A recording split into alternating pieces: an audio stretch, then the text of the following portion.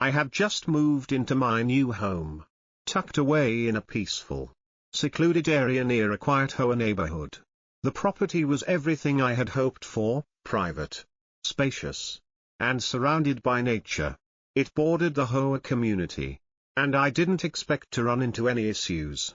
But, little did I know, things were about to take a turn. It all started with a small detail I initially brushed off. There was a narrow strip of land on my property that led directly into the neighborhood. It wasn't paved, but the path was clear enough that it could easily be mistaken for a road. At first, I thought it was just an old access point that no one had used in years, maybe even left over from the previous owners. But then, one morning, I returned home to a shocking sight. Cars were driving right across my property, using the strip as a shortcut into the neighborhood. I was stunned. It wasn't just one or two cars either, there was a constant stream of vehicles driving through, like it was a public road. I stepped outside, waving at the drivers and trying to stop them. "Hey! This isn't a road. You're trespassing," I shouted. But it didn't seem to matter.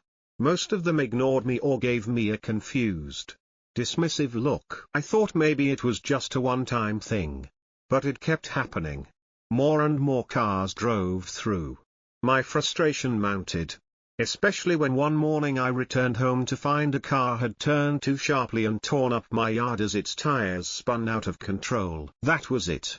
I had to do something. I couldn't take it anymore.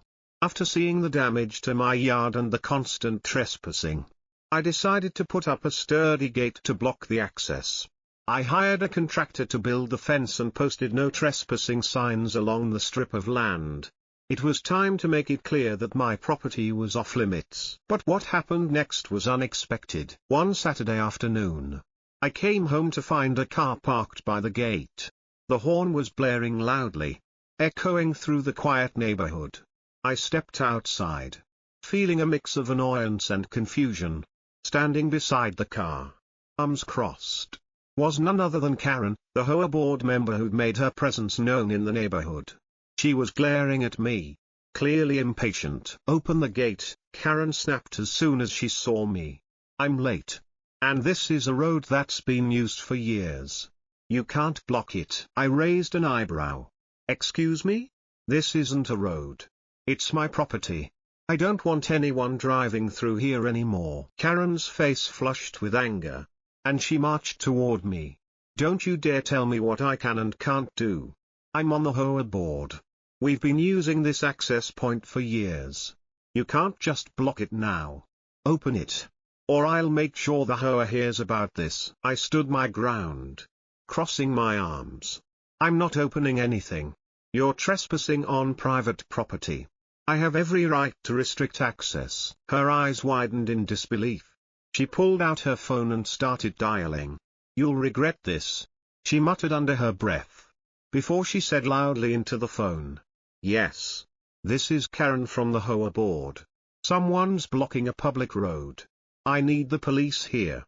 Now." The call was made, and moments later, I saw a police car pull up. A uniformed officer stepped out, looking confused as he approached. "I got a call about someone blocking a road," he said, glancing at the gate. "Is this a public road?" I shook my head. "No, officer.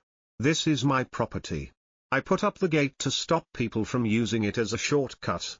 Karen here," I said, pointing at her, "is trespassing." The officer seemed skeptical at first, but I showed him the property map and explained everything. I could see the wheels turning in his head as he reviewed the situation. After a few moments, he nodded. "I see. This is private property. You're within your rights to block access." He turned to Karen. "Ma'am, this is not a public road. You can't just assume someone will let you use their land." Karen was furious. She stomped her foot and waved her arms. "You don't understand. This has been the shortcut for years. The HOA will take action." The officer remained calm. "Ma'am, I'm afraid your understanding is incorrect. You're on private property. You'll need to respect that." Karen's face turned crimson. But she wasn't done. As the officer turned away, She shouted after me. "You'll regret this. I'll make sure the HOA takes this further.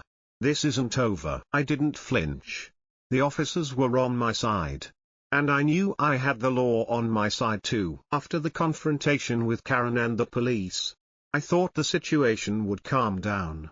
But I was wrong. For the next few days, things seemed eerily quiet. The cars stopped driving through my property. And Karen kept her distance. I thought I had won. But then, one afternoon, I opened my mailbox to find an official letter from the HOA. The letter was a formal complaint about my gate. They claimed it was blocking a public access point and demanded that I remove it. They stated that the access had been used for years by neighbors and that by blocking it, I was causing a disruption to the community. As if that wasn't enough, the letter threatened legal action if I didn't comply within a certain time frame. I couldn't believe it. The HOA, with all its authority, was now trying to force me to take down my gate. I had done everything by the book. This was private property, and the HOA had no legal claim to it. But I knew Karen was behind this. She had been relentless from the start, trying to use her position to bend the rules. That evening, I sat down and began organizing everything I had. I had a detailed property map from the township proving the land was mine, photos of the gate and its placement, as well as footage from my security cameras showing the trespassing. I wasn't about to back down without a fight. The next day, I contacted my lawyer to ensure I was fully prepared for the upcoming HOA meeting. I knew this wasn't going to be easy.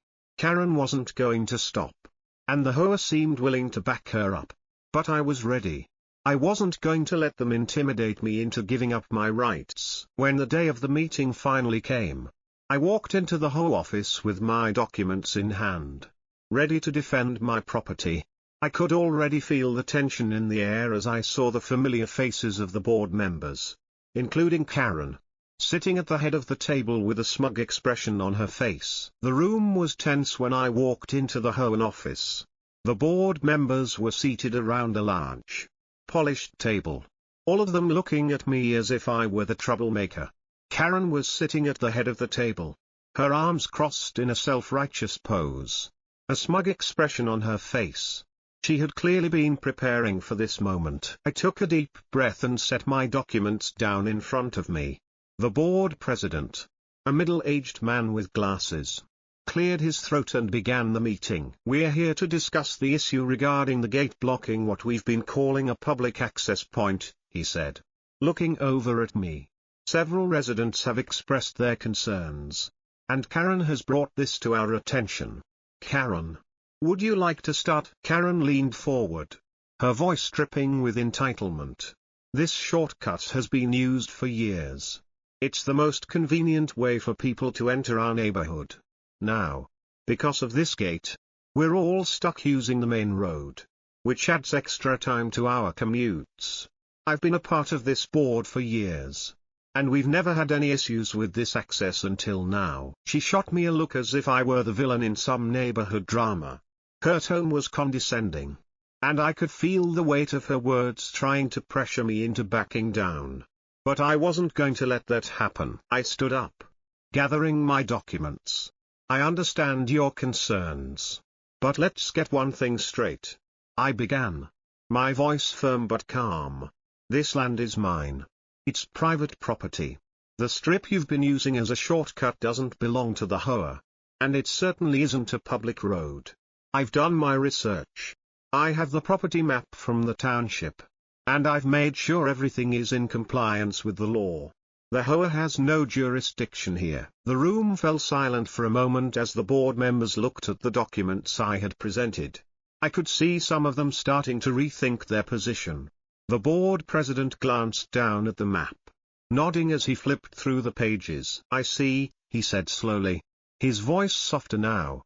"It looks like this is indeed private property. The HOA has no legal standing to enforce anything on this land." Karen's face twisted in anger. She shot up from her seat, slamming her hands on the table. "This is absurd," she yelled, her voice shaking with frustration. Just because you have a piece of paper saying you own the land doesn't mean you can mess with everyone else's lives. People have been using this access for years. You can't just block it now. But the other board members were starting to speak up. One of them, a woman with glasses, hesitated before saying, "Karen, I don't think we can force him to do anything if it's his property. We should double-check the legalities before proceeding." Another board member added, "Maybe we should focus on resolving this without escalating it further." Karen's face turned even redder. But she didn't have the support she had hoped for. Her voice became more frantic. But the shift in the room was clear. The other members were beginning to realize that their position wasn't as strong as they had thought. They had no legal ground to stand on. The board president raised his hand, signaling for quiet. "All right, Karen. I think we've discussed this enough for now. We'll need to review the legalities with our attorney before making any decisions. But for now, it seems there isn't much we can do." I stood tall, feeling a sense of quiet victory. I knew I had made my case, and the board seemed to be backing off. But Karen wasn't done yet. Her angry eyes burned into mine as she seethed. "This isn't over. You'll regret this. I'll take this higher." I didn't flinch. "Go ahead, Karen," I said calmly. "But know that this is my land. And I have every right to do what I want with it." It seemed like the battle was over after the HOA meeting. The board had agreed to review the legalities. And Karen's fiery protests were slowly losing steam. But I knew better than to relax just yet. I wasn't going to let Karen's threats slide. She had made it clear that she wouldn't back down easily. And I needed to ensure I was fully protected. One evening, as I was going over the documents once more, an idea struck me. The HOA, especially Karen, was used to getting away with overstepping their boundaries. And they had likely underestimated how far I was willing to go. I decided to take this to a bigger stage. I reached out to a local news station that specialized in stories about property rights and HOA overreach. To my surprise, they responded quickly. They wanted to interview me about my experience and the way the HOA had been trying to bully me into removing my gate. I gathered all the evidence I had, photos of the property, footage of Karen's outbursts, and the letters from the HOA, and prepared for the interview. The day of the interview, I sat down in front of the camera, explaining how the HOA was trying to control my private property and how Karen had used her position to harass me. The news team was supportive, asking insightful questions, and I made sure to emphasize how the HOA's actions were not just an inconvenience to me but an infringement on my rights as a property owner. The interview aired that evening, and the response was overwhelming. The next day, my phone started ringing with messages from neighbors, some of whom had been unaware of the situation and others who had already been critical of the HOA's tactics. The community seemed to rally behind me.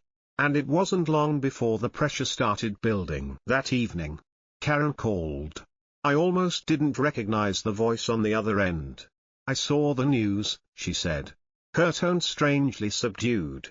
"I realize I may have overreacted." There was an uncomfortable pause before she continued. I didn't fully understand the situation. I've spoken to some of my neighbors, and they've made it clear that I've been too aggressive. I apologize for my actions." I couldn't believe my ears.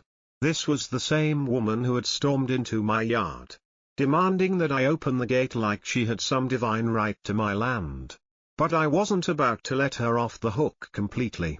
"It's a little late for apologies, Karen," I replied. "But I appreciate that you've finally come to your senses." A few days later, I received a formal letter from the HOA. The letter was an official apology, confirming that they would no longer pursue any action against me. They acknowledged my property rights and reminded the residents of the neighborhood to respect those rights and avoid trespassing.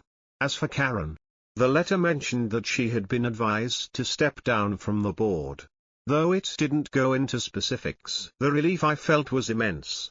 My property was safe, the gate stayed in place, and the trespassing had finally stopped. I checked the security cameras daily, just to be sure. But I never saw another car driving through my land again. The HOA had backed down, and Karen's influence seemed to have waned. It was a strange experience. And looking back, I couldn't believe how much of a battle it had been. From the first signs of trespassing to the heated confrontation with Karen, all the way through the HOA meetings and legal threats, it had been a roller coaster. But in the end, I had stood my ground.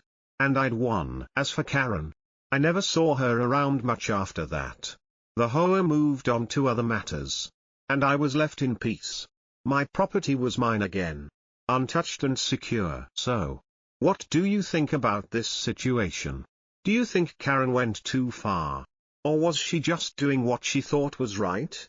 I'd love to hear your thoughts on this story. If you enjoyed it, don't forget to like the video, leave a comment with your opinions, and hit that subscribe button. That way, you'll never miss out on more intense HOA drama and stories like this one. Thanks for watching, and I'll see you in the next video.